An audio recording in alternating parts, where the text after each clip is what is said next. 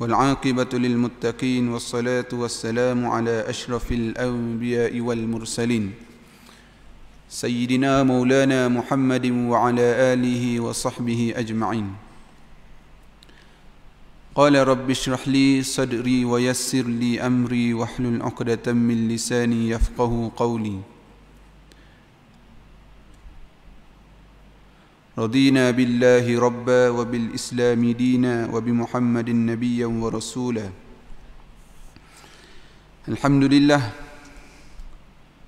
Pertama sekali marilah sama-sama kita merafakkan kesyukuran kita ke hadrat Allah Subhanahu wa taala yang masih lagi diberi kasih sayang, dikurniakan rahmat kepada kita semua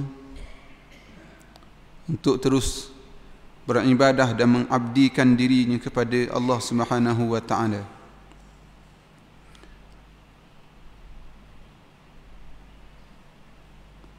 Sabda Rasulullah sallallahu alaihi wasallam, "Man salaka tariqan yaltabisu bihi ilma, sahalallahu bihi tariqan ilal jannah." Antara hadis Rasulullah yang menyebut barang siapa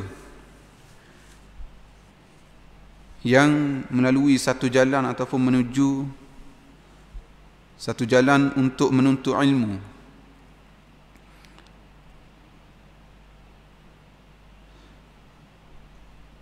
sahalallahu bihi, maka Allah Subhanahu wa taala mempermudahkan baginya jalan untuk ke syurga Allah Subhanahu wa taala. Muslimin dan muslimat, malam ini pilihan kita adalah untuk mencari ilmu.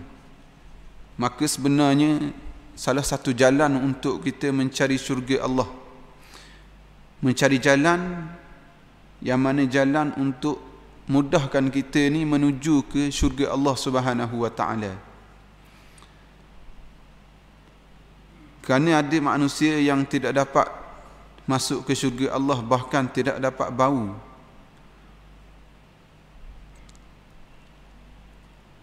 Walaupun bau syurga ni, nak dapat bau tu Nabi sebut beratus tahun.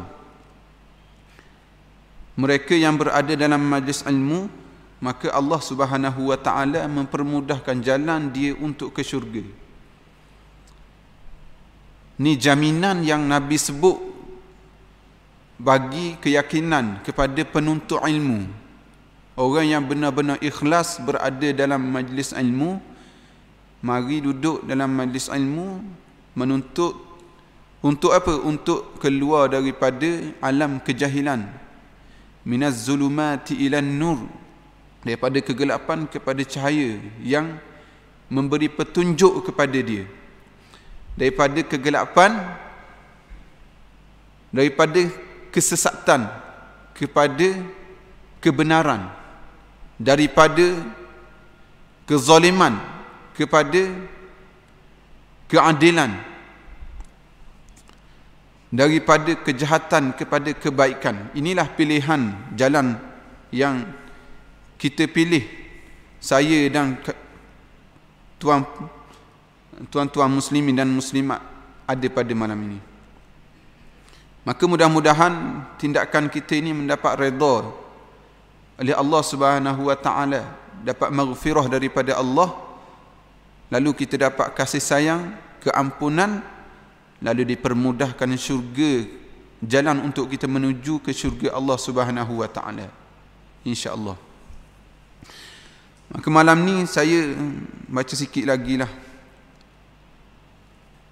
berkaitan dengan balasan orang yang menderhakai ibu bapa.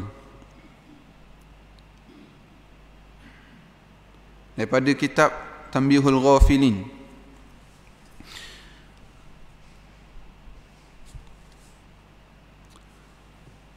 Rasulullah sallallahu alaihi wasallam bersabda,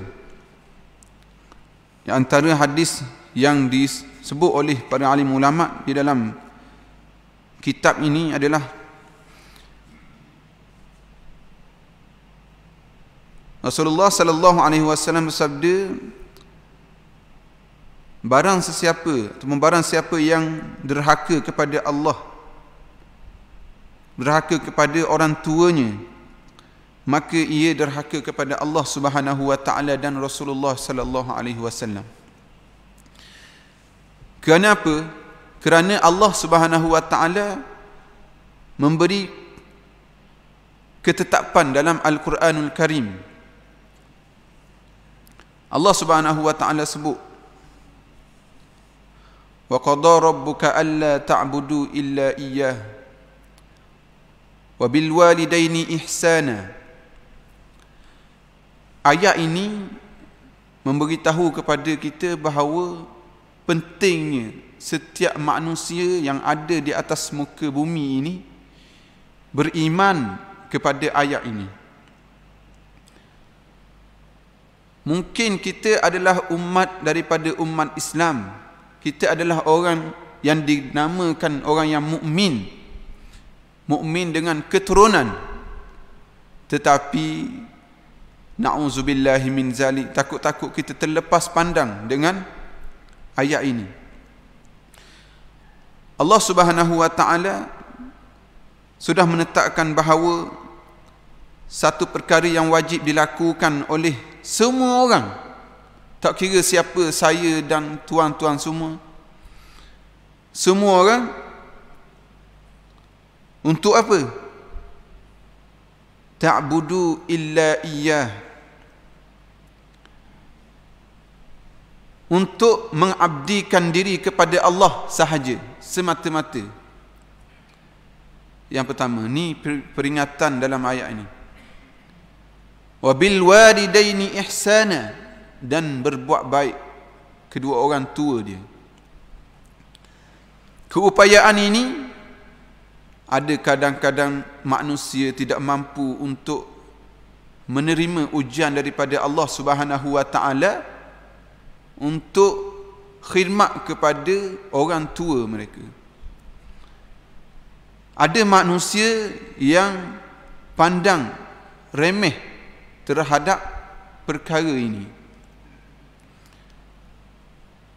walaupun mendapat pendapatan yang tinggi, pendapatan yang sangat besar, 30,000 satu bulan, 100,000 satu bulan, duduk di bandar-bandar raya, tetapi Allah tidak memberi kepada dia iaitu ketenangan. Dia berada di bandar kota, bandar raya, pendapatan yang sangat tinggi, kedudukan yang sangat tinggi, dihormati oleh orang ramai. Apa yang dia nak mudah untuk dapat, tetapi Allah tidak bagi kepada dia satu benda, iaitu ketenangan di dalam hati dia, keberkatan dalam rezeki yang dia dapat. Kerana apa? Kerana terlepas pandang kepada orang tua dia. Terlepas pandang, lupa untuk telefon kepada orang tua kalau masih ada, lupa untuk mendoakan kepada orang tua dia.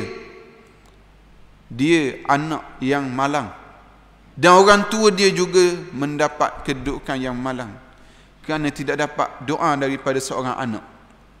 Kerana Nabi sebut, Nabi kata harta yang berharga, apabila seseorang yang meninggal dunia ini berpindah daripada alam fana ini kepada alam barzakh, duduk di alam barzakh seketika menunggu doa daripada anak. Duduk macam ni, dalam kubur kita duduk, dalam alam barzakh kita berehat, tidak ada lagi baca Quran, tidak ada lagi beribadah, tidak ada lagi sedekah, kita hanya menunggu sahaja. Tunggu sampai bila? Tunggu sampai berlakunya kiamat. Apabila kiamat, Allah tiup, perintah malaikat tiup angin sangkakala, lalu dibangkitkan semula. Bangun seperti kita terkejut tengah-tengah tidur malam, orang mari rumah kita, kocok pintu, kata rumah terbakar, rumah terbakar, rumah terbakar. Kita ada ke kita? Oh, terbakar. Gitu? Tidak. Kebangkitan akan berlaku secara mengejut. Apabila Allah perintah malaikat tiup angin sangkakala, lalu terbangkit manusia Bangun terpinga-pinga melihat tidak berpakaian seorang benang. Waktu ini adalah waktu terbaik bagi seorang ayah, seorang ibu mendidik anak. Bagi seorang anak, khidmat, berdoa kepada orang tua dia. Seorang ibu, seorang bapa, dia bukan nak kepada harta anak dia. Dia tak ambil banyak, berpuluh-puluh ribu sebulan dia tak ambil. Ada orang dia sibuk, terlalu sibuk, tak sempat balik rumah mak, tak sempat tengok mak, tak sempat jenguk mak. Bila cakap kapur ni, anak hebat duduk sana. Ada gelaran datuk, pendapatan 1 juta, 1 ribu sebulan, 100 ribu sebulan. Duduk di kampung, bila orang sembang, anak duduk di mana? Mak kata tak boleh harap. Ini adalah seorang ibu yang kecewa dengan anak dia. Maka kesempitan akan berlaku kepada anak ini sampai bila? Sampai dia sedar bahawa kesilapan yang telah dia buat kepada seorang ibu dia. Allah sebut dalam Quran, selepas Allah sebut alla ta'budu, beribadah kepada aku, taat kepada aku, lalu Allah sebut buat baik kepada ibu bapa. Seorang sahabat pergi bertemu dengan Rasulullah sallallahu alaihi wasallam. Lalu sahabat ini tanya Rasulullah, "Ya Rasulullah, apakah perkara yang terbaik untuk aku buat?" Lalu Rasulullah sallallahu alaihi wasallam sebut mafhum dia cinta kepada Allah Subhanahu wa taala. Lalu apa lagi? Lalu Rasulullah sebut kasih dan cinta kepada ibumu. Ulang lagi soalan. Sahabat ni rajin, tanya lagi, nak lagi jawapan. Rasulullah jawab lagi, taat, cinta, kasih kepada ibumu. Rasulullah tanya lagi sampai kali yang ketiga Rasulullah sebut cinta, kasih, taat kepada ibumu. Bukan makna cinta kasih ni kita ulur duit sama, bukan. Sebagaimana kita seorang ayah, sebagaimana kita seorang ibu, kita nak perlukan ikhlas daripada seorang anak. Kita ada anak kan? Kita nak anak kita mari peluk kita. Kita balik kerja, anak tunggu depan pintu. Balik ayah balik, abah balik, papa balik, tunggu kat depan pintu. Kita tunggu untuk disambut oleh seorang anak. Sampai satu saat keadaan itu tidak ada lagi. Seorang ayah, seorang ibu tertunggu-tunggu pelukan, ciuman daripada seorang anak yang sangat ikhlas. Tetapi malangnya anak sudah lupa bahawa ibu sangat-sangat menunggu keadaan demikian. Apabila kita ajak cakap, mak kata malah cakap. Kalau balik rumah pula, duduk ramai-ramai sembang, tekan telefon. Apabila mak sembang dengan kita, tanya kita tak jawab. Lalu 2-3 kali dia tanya, lalu kita tak telefon baru, dia tanya, apa tadi? Tak ada lah, tak ingat dah. Mak kita telah terasa hati dia telah terluka. Maka di saat itu bermulalah kesempitan hidup kita. Jika sekiranya mak kita ni tak buka balik hati dia untuk memaafkan kita. Walaupun kita setiap hari ahli masjid. Ahli masjid. Masjid dekat rumah. Kawan-kawan masjid ramai.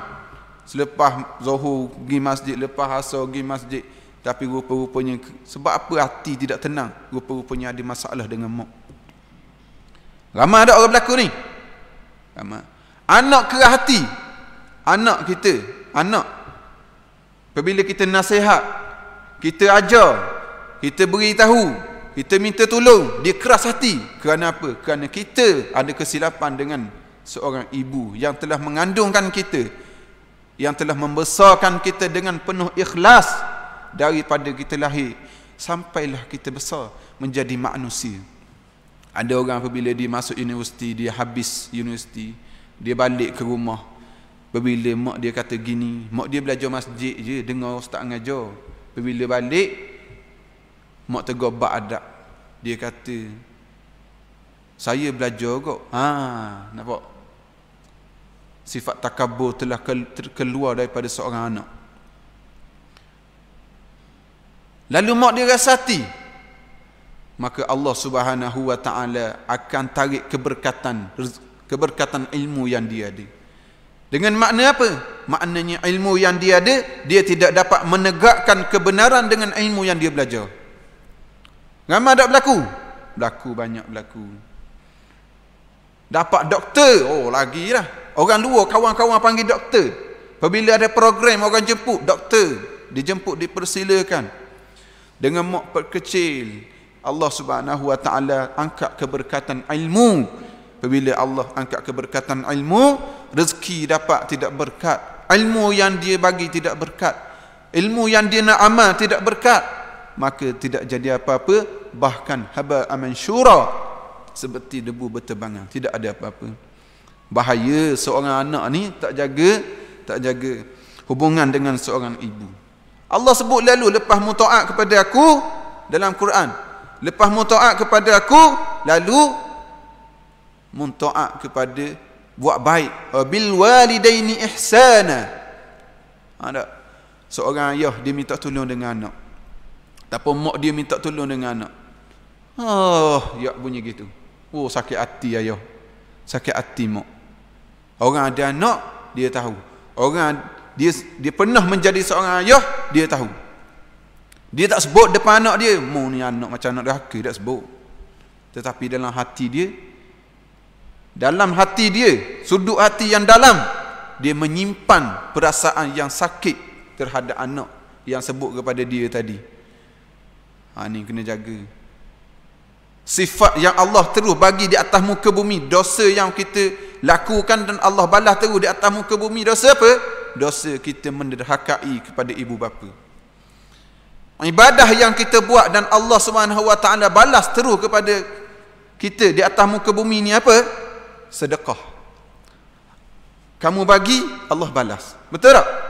Orang yang beriman dengan Allah sekuat iman, orang yang benar-benar beriman, dia beri kepada seseorang ni, aku tolong orang ni hanya benar-benar kerana Allah.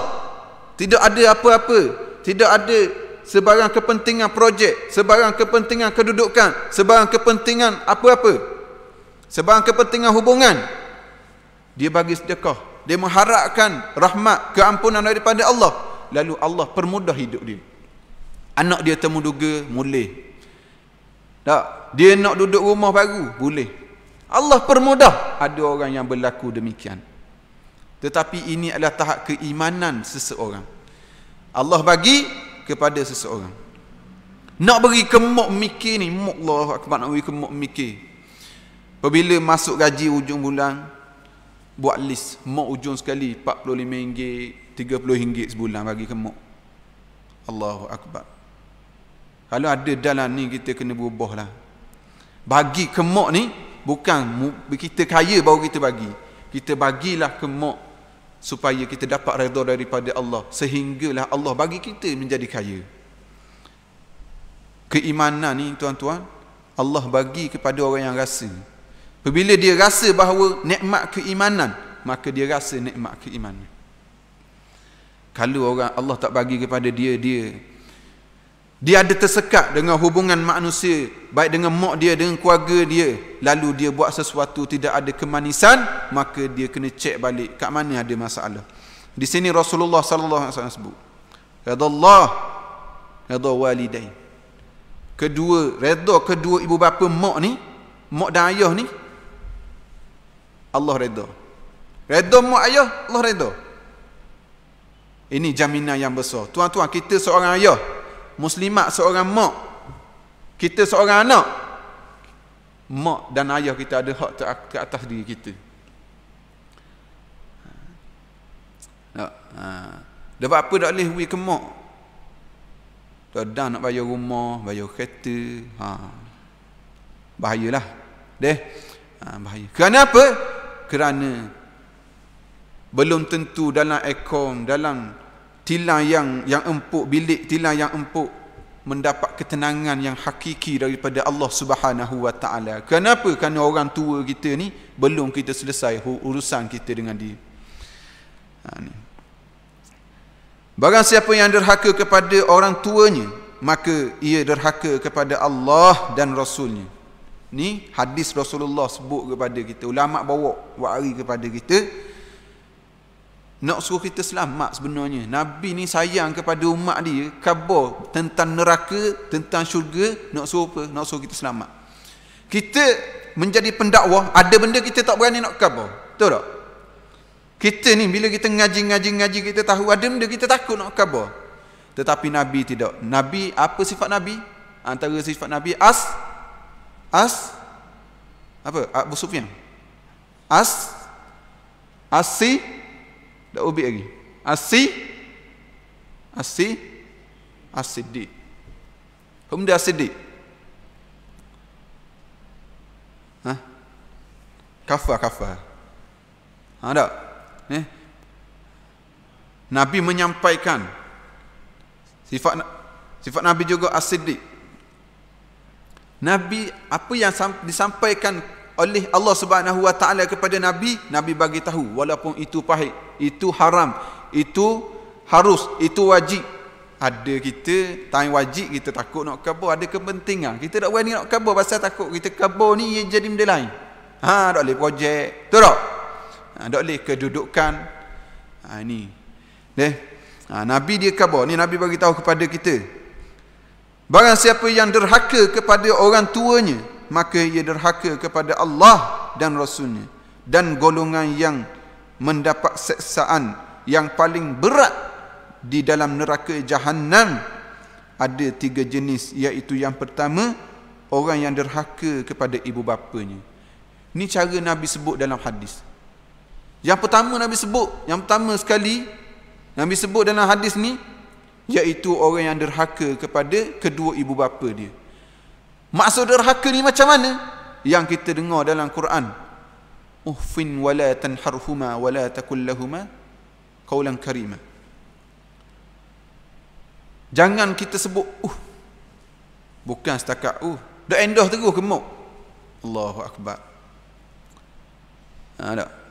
Esok-esok anak besar, kita pula jadi tok, kita jadi toki, anak besar pula, Allah akan, bukan sifat kasta, tetapi Allah akan bayar cash di atas muka bumi ni apa yang kita lakukan kepada orang tua kita. Kalau kita sayang anak, nasihat anak. Kerana apa? Kerana waktu ni sajalah waktu untuk kita dapat menasihati. Sebab apa? Sebab apabila kita berpisah daripada alam fana ini, iaitu dunia ini yang fitnah yang sangat banyak ini, kita masuk kepada alam barzakh, lalu alam itu tidak dapat dah kita nak gustar balik.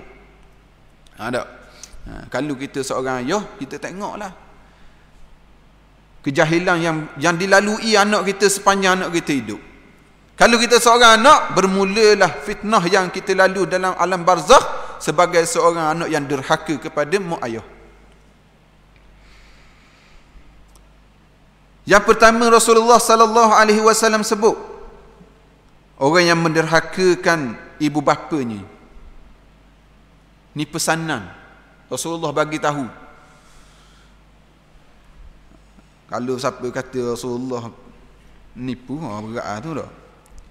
Saya sebut je hadis Rasulullah bagi tahu kepada kita, sayang kepada umat dia.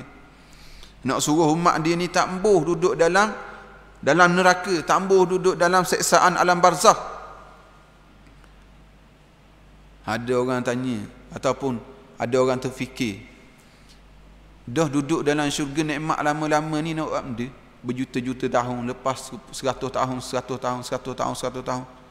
Tak. 1 hari dunia, 1000 hari akhirat. Panjang masa duduk dalam syurga. 1 hari dunia, 1 hari dunia. 1 hari akhirat, 1000 tahun dunia.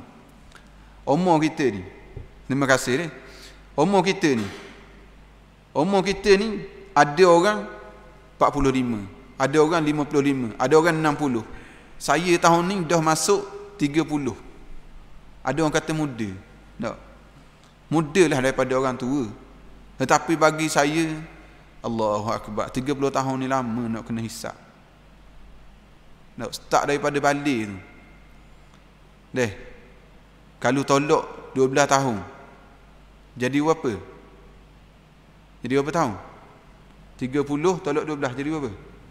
Saya tak pandai matematik. Saya jawab kali. Ha? Berapa? 18 tahun.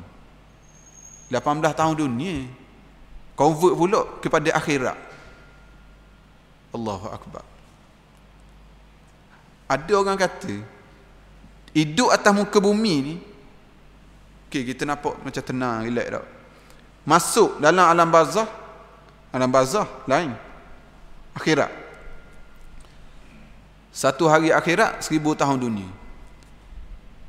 Kita kalau kita cakap bab nikmat okeylah, kalau orang boleh duduk mati dibangkit lalu digolongkan dia ni golongan yang tidak dihisap, masuk dalam syurga terus.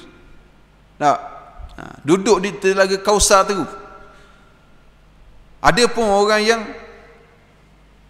nak tunggu giliran ni. Berbilion-bilion manusia start daripada zaman Nabi Adam AS sehinggalah yaumul qiyamah. Allahu Akbar. Sebab apa? Kita apa dulu? Kita taat ke mak ayah. Oh, semayang baik dah, semayang banyak. Hubungan dengan mak ayah tak nak baiki lagi bertahun-tahun. Tuan-tuan tu nak baiki hubungan kita dengan mak ayah kita. Yang kedua, orang yang berzina. Yang berzina ni memang berzina ni kita dah tahu dah. Dalam Quran pun sebut jangan kamu menghampiri zina. Bukan buat zina, jangan menghampiri zina. Kemudian orang yang syirik kepada Allah Subhanahu wa taala. Ini adalah dosa yang besar. Dosa yang besar di sisi Allah Subhanahu wa taala. Panjangnya balasan bagi orang yang derhaka kepada Allah, orang yang syirik kufur kepada Allah, dia kekal di dalam neraka Jahannam, tidak pernah balik ke syurga Allah Subhanahu wa taala. Kita bayang sehari akhirat 1000 tahun dunia. Kita sebut tadi nikmat duduk dalam syurga 1000 tahun. Bertahun-tahun, berjuta-juta tahun, nikmat apa kita nak pergi nak buat apa dalam syurga lama sangat ni? Berkurung-kurung lama sungguh. Tetapi tuan-tuan, satu hari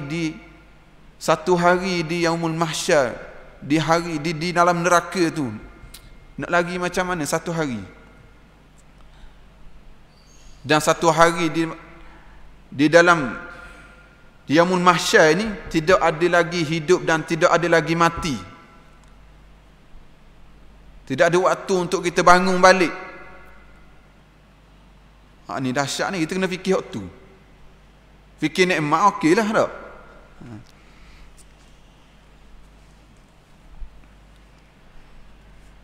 Kemudian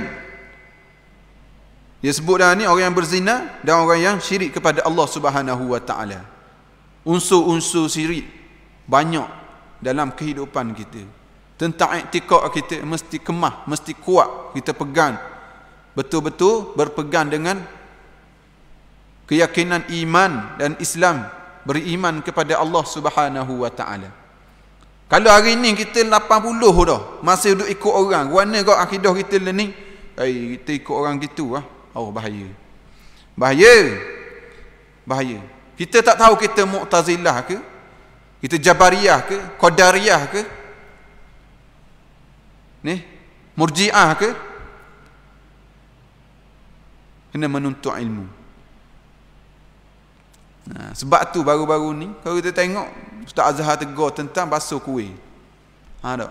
Rumah ibadat agama lain. Orang pakat marah. Kenapa tu? Kerana akidah. Bukan kepentingan apa. Kerana akidah. Kerana akidahlah kita selamat daripada kekal di dalam api neraka Jahannam. Kerana akidahlah kita, kalau kita ada dosa masuk dalam neraka dan kita boleh balik ke syurga, cari kawan-kawan kita, cari keluarga kita, cari ayah kita, mak kita, cari mana ni Muhammad, mana dalam syurga. Tak ada ni. Suami cari isteri, isteri cari suami, mana tak ada ni rupanya dalam neraka. Kalau mukmin dapat juga balik ke syurga. Tetapi kalau murtad syirik kepada Allah Subhanahu wa taala, na'udzubillah min zalik, tidak akan pernah dan kekal selama-lamanya di dalam dalam neraka Jahannam. Kita kena pilihlah nak mana. Macam mana saya sebut hadis yang pertama sekali tadi. Siapa yang bangun jalan untuk menuntut ilmu, lalu Allah Subhanahu wa taala permudahkan jalan dia untuk ke syurga. Jalan apa? Jalan untuk dia ibadah, buat baik ke mak ayah. Untuk menuntut ilmu, dia rasa nak cari ilmu, rasa rajin, rasa ada gairah. Ada orang tidak ada gairah. Tidak ada gairah, tidak ada, orang kata excited. Tak ada, tidak ada rasa. Sama je sejak gitu sama je. Hak ni bahaya. Kerana hati dia berada dalam keadaan hati yang sakit. Kalau mati, dia tak ada rasa apa terus. Masjid surga tak kenal terus. Tanya ustaz ni kenal tak? Ulama kenal tak? Kenal. Pemain bola kenal. Ronaldo kenal. Jesse kenal. Ronaldo nikah dah lagi kenal. Umur berapa 2022 dia tahu. Dia cek lah diri kita duduk mana kita. Saya 30, saya pun ingat sama. Saya dengan isteri saya duduk cakap kita 30 dah. Abang 30 dah kata. Tak. Makna apa 30 ni? Kau dekat dengan mati. Kau banyak dengan dosa. Bukan kata kau tua ni kau ramai orang hormat kita. Bukan kau tua kau kerja kuat, kau cari harta banyak. Bukan. Apa benda kita nak bawa? Sebab kekal kehidupan tak kekal. Waktu kita kena tanam dalam diri kita tu. Bukan tak payah kerja, carilah. Tetapi bukan duduk di dalam hati, duduk di tangannya. Dan kita menggunakan harta dunia ni sebagai jambatan untuk kita ke akhirat. Macam mana khutbah hari ni sebut. Khutbah sebut hari ni kan, orang main Jumaat hari ni dia tahu. Dunia ni ada dua golongan orang tahu. Yang pertama, orang menjadikan dunia ni sebagai kiblat, sebagai kepentingan untuk dia hidup. Tetapi ada yang kedua, orang yang jadikan dunia sebagai jambatan untuk dia pergi kepada syurga, kepada akhirat, kepada Allah Subhanahu wa taala. Nampak barangnya khutbah mari dengar bla-bla ngatuk, kadang tidur, kejut-kejut. Orang mak dah. Tuan-tuan, inilah keselamatan kita.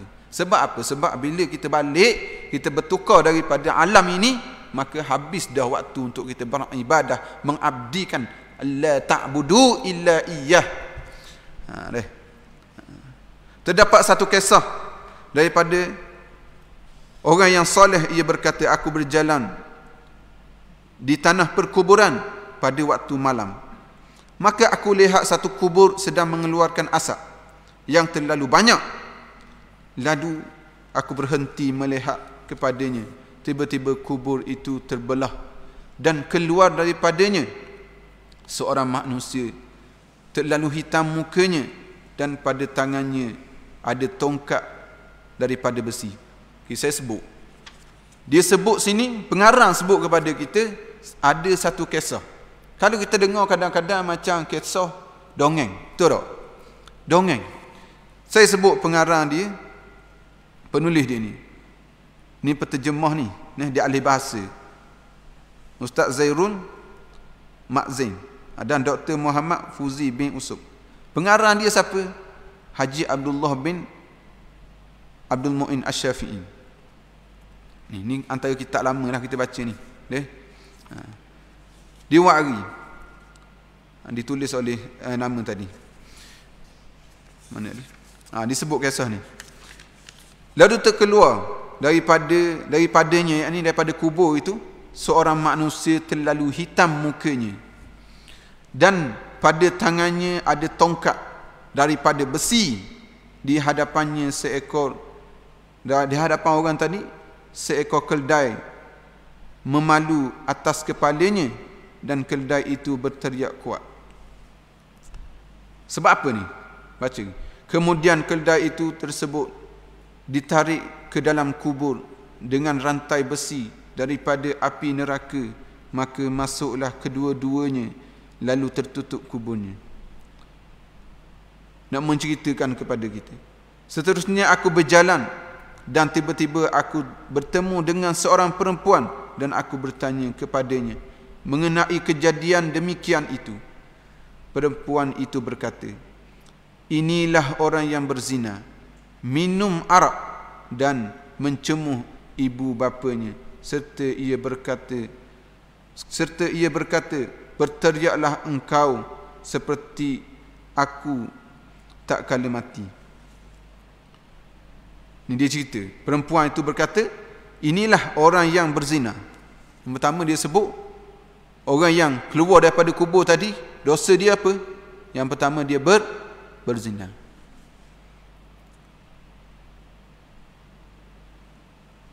Berzina di zaman kita ni, Allahu Akbar. Di zaman 2022 ni, sebelum zaman 2022, 2021, 20, 19, sangat-sangat parah. Anak-anak muda yang tidak duduk dalam alam kita, baru berlaku 2-3 hari lepas. Saya pergi tengok satu tempat, bodoh ni dia baru sewa satu tempat untuk buka kedai telefon Kuala Terengganu ni. Waktu saya tengok, saya jengok ke dalam kedai tu, dia duduk berdua-duaan, orang lelaki tu pegang tangan. Contoh tangan tak, pegang gitu, tangan perempuan. Bila tengok saya, ia terik tangan. Dia terik tangan. Lalu saya tanya, saya buat sini ke? Saya tanya. Ya. Kedai apa? Kedai telefon. Orang mana? Orang Paka. Saya tak sebut nama dah deh. Orang Paka. Lama dah buka. Ni baru-baru saya tak ni kemah. Dah orang puan dia. Saya tanya orang puan tadi. Saya orang puan orang mana? Orang sini. Saya dah nikah lagi. Pegang tangan. Al-Quran sebut apa? Wala taqrabu zina. Jelas Al-Quran sebut. Perbuatan ni pegang tangan orang puan gini, hak kita boleh nikah ni. Haram ke tak? Memang tak kena sama. Hukum dia haram. Tak taubat, masuk neraka. Betul saya sebut kan? Tapi inilah berlaku. Tuan-tuan boleh bagi jaminan tak? Kalau dia berdua-duaan di situ, sewa rumah dan kedai situ, duduk situ berdua-duaan, boleh tak berlaku zina? Tak mustahil. Kerana tu berlaku. Kahwin 3 bulan, kembung pun. Tak apa 3 bulan lah, sebulan 2 tu kembung dah beruk. Ataupun boleh anak dah, hospital dah. Kerana apa? Kerana ilmu. Yang pertama zina. Yang kedua minum arak. Dalam bab minum arak, baru-baru ni saya pergi ke Pahang. Di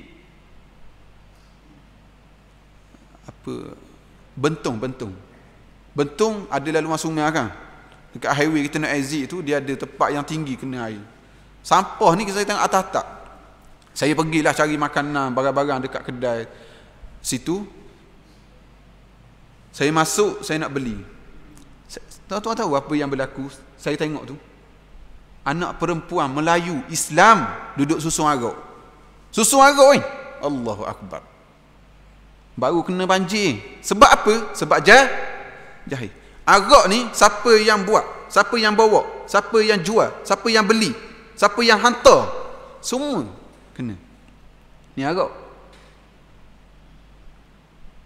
Kalau aja ngaji dah, aja dengar lah. Saya khabar malam ni arak. Arak ni. Ni. Hak tukang dulu lesen tu pandai-pandai tanggung lah. Saya tak kata siapa. Tapi nak bagi tahu, arak ni, itulah hukuman yang Allah bagi. Siapa yang buat, siapa yang perah, siapa yang perang, siapa yang ambil, bawa lori ni, susun dalam peti, jual, bagi duit balik, tak dalam plastik, kena semua. Ni arak. Mati berderu-derang langgar, kena langgar. Mati berderu. Berderu-derang langgar, mati ni. Kenapa? Harak. Sebab tu Allah Subhanahu wa taala mengharamkan di atas muka bumi. Di dalam syurga ada 3 sungai. Yang pertama sungai daripada susu yang tidak pernah basi, yang tidak pernah berubah air. Yang kedua sungai daripada madu. Madu mahal tak madu? Beli sebotol tu 30 riyal tak? Ni ataupun Sony. Kalau nak jual 20 hia ke ada 10 hia contohlah tu pun tipu ni molek ada ujung bawah ada gula, betul tak? Allah buat sungai madu, yang ketiga sungai daripada arak, dan dibolehkan untuk minum. Ni kelebihan nikmat di dalam syurga Allah Subhanahu wa taala.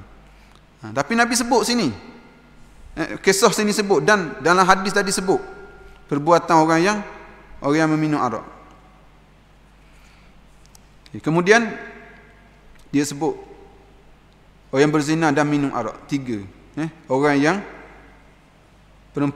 inilah seksa berzina, minum arak dan mencemuh ibu bapa. Cemuh, buat sakit hati mak ayah, tak herau mak ayah, letak telefon bila ditelefon tak angkat, tengok je orang yang angkat, tak mak telefon.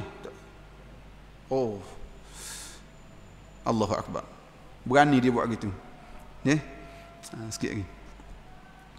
Serta ia berkata, teriaklah engkau seperti aku tak kala mati. Maka dijadikannya oleh Allah Ta'ala keldai itu mendapat seksaan itu pada setiap malam.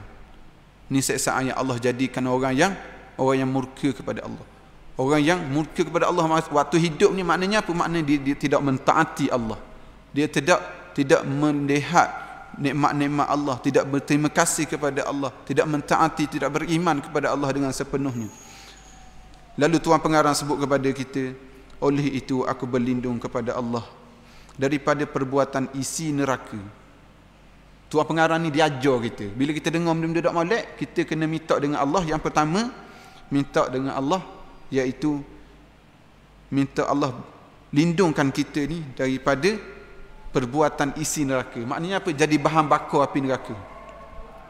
Kemudian kupohon ampun dan rahmat. Ampun, keampunan, maghfirah daripada Allah, dan rahmat, kasih sayang daripada Allah. Sesungguhnya Allah Ta'ala itu Maha Pengasih dan Maha Penyayang. Inilah diajar pada kita oleh para alim ulama untuk kita selamat daripada api neraka Allah Subhanahu Wa Ta'ala. InsyaAllah akan datang kita masuk bab 3, iaitu balasan orang yang meminum arak, minggu depan.